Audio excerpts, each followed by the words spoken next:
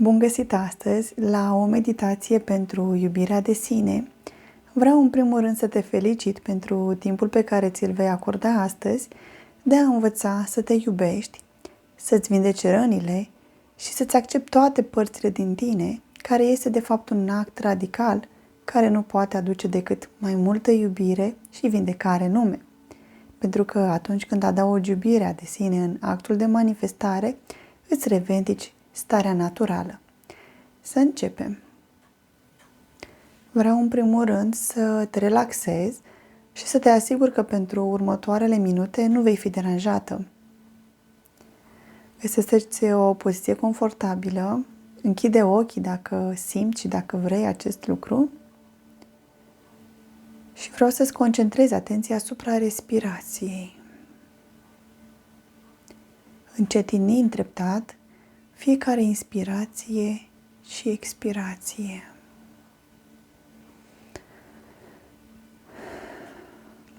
Simte cum ți se ridică și coboară abdomenul. Inspiră și expiră.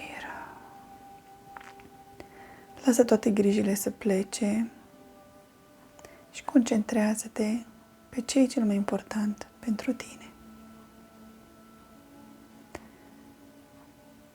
Începe să plantezi semințele, intențiile tale, dorințele în mintea ta pentru un peisaj de calm interior. Adu toate resursele necesare în mintea ta. Toate lucrurile care pe tine te liniștesc. Apoi pune mâna în zona inimii.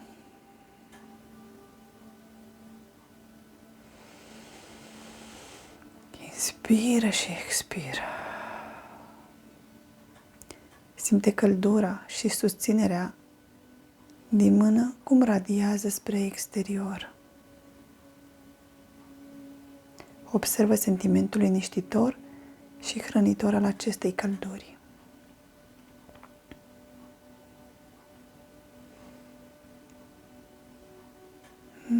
Adu-ți conștiința în ceea ce îți este necesar acum.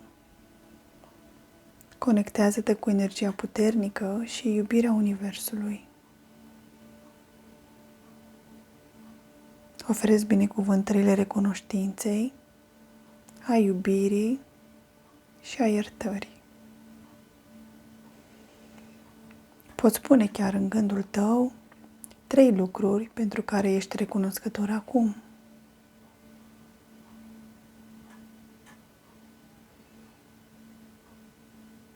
Trei motive pentru care te iubești și 3 motive pentru care alegi să ierți și să te eliberezi.